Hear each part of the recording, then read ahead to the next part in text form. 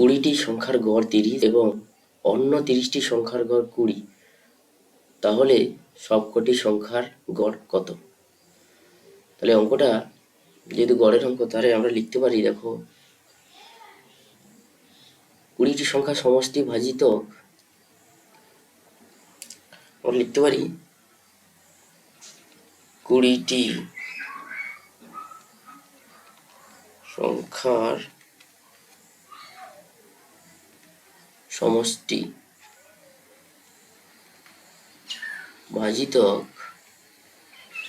20 সমান 30। আবার এটাকে লেখা যায়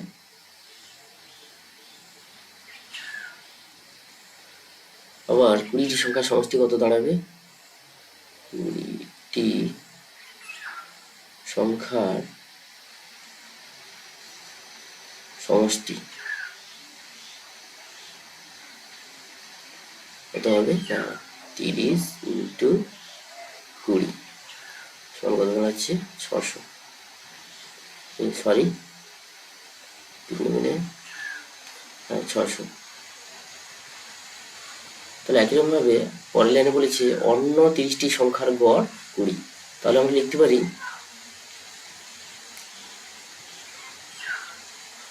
অন্য 30টি সংখ্যার সমষ্টি ভাজিত 30 সমান কত হচ্ছে? দেওয়া আছে 20। তাহলে দেখা যেতে পারে অন্য 30টি সংখ্যার সমষ্টি কত দাঁড়াবে?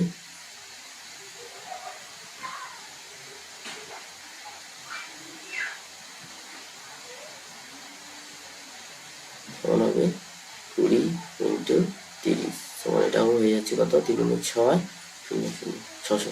তাহলে এখানে আমরা পেলাম কত না, প্রথম 20টি সংখ্যার সমষ্টি বের করলাম 600, আবার অন্য 30টি সংখ্যার সমষ্টি বের করলাম কত না 600। তাহলে আমাদের বের করতে বলেছে তাহলে সবগুলি সংখ্যার গড় কত। তাহলে এখানে কতগুলি সংখ্যা? 20টা সংখ্যা যুক্ত 30টা সংখ্যা, মোট সংখ্যা আমার দাঁড়াচ্ছে 50টা। তাহলে আমাদের বের করতে হবে 50টি সংখ্যার গড় কত। তাহলে 50টি সংখ্যার গড় হবে আমাদের, তাহলে প্রশ্ন অনুসারে আমরা বলতে পারি সংখ্যার গড় সব কটি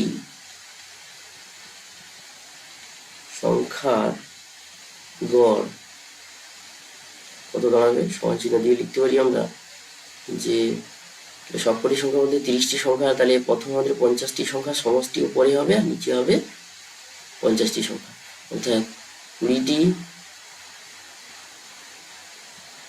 সংখ্যার সমষ্টি যুক্ত 30টি সংখ্যার সমষ্টি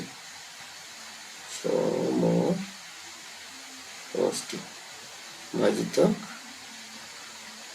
20 প্লাস 30 সমান আমাদের কত হচ্ছে? সমান চিহ্ন দিলাম।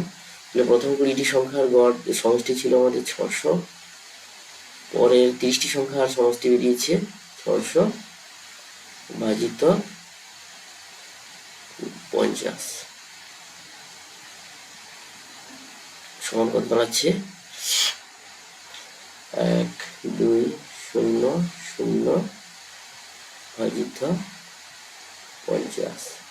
এটা 0 কেটে দিলাম, 5 দিয়ে হলে 5 কাটলে 5 2 10, 5 2 20, 5 4 20, আনসার হবে 24। তাহলে সবকটি সংখ্যার গড় হলো কত? 24।